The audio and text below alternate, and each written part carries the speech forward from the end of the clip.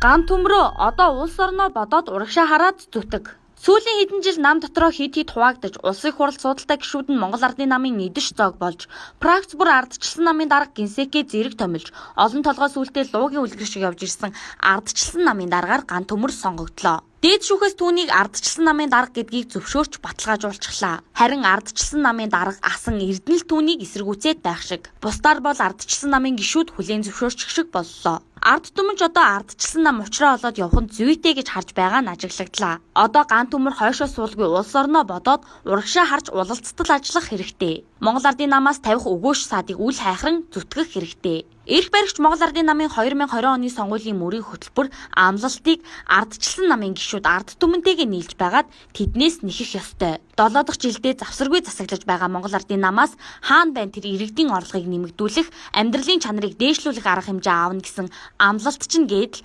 асуугаад явчих хэрэгтэй. Ган төмөр авилгын ах гүрмийг хаг цохино гэсэн байна лээ.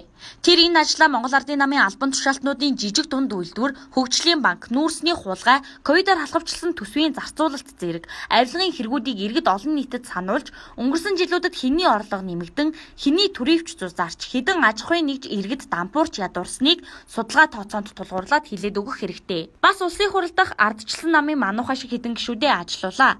Тэд зүрх хүчний байр сууриа илэрхийлэх цаг хэдийн болсон. Өвөр зураа бүлгийн дарга зэрэг оймс гутлын хэрүүл хийх биш, улс орны хөгжлийн төлөөх асуудлаа тэнд яриг. Тэднэр улсын хурал дахь Монгол Ардын намын олонхын бүлгэрээ төрий барьж гаргаж баталж байгаа шийдвэрт шинжилгээ хийлэг, бодлого яриул, суурьтай шүүмжлүүл. Сүрэг хүчингүй төр засаг ямар хэмжээнд хүртэл доройтдгийг таач үзлээ бид чарлаа Монгол Ардын намынхан ч ойлголоо. Тиймээс одоогоос эхлэн ардчилсан намаа төрийн ордонд ч төмний дунд ч сүрэг хүчин шиг ажилуулаарэ. Тантай зүг ардчилсан намын дарга дүрсэлсэн баяр цогтыг дэрэгдээ аваад нэг баг болоод ажилуул, нэг талаас ардчилсан намын практикууд нэгдэж, хүчээ нэгтгэж хамтран зүтгэх боломж бүрдэх. Нөгөө талаас олон ажлыг урагшлуулж улмаар сонгуульд амжилт гаргах үндэс болохыг үгүйсгэхгүй. Монгол Ардын намаас ирэх элдв тохироо 8 алцлаас хол байсан нь дээрээ. Тэд алсуураа ардчилсан намыг хүчгүйдүүлэх, муухай харагдуулах, хаглан бутаргах, эцэстээ сонгуульд цөөн судал авахын төлөө ажиллах байх.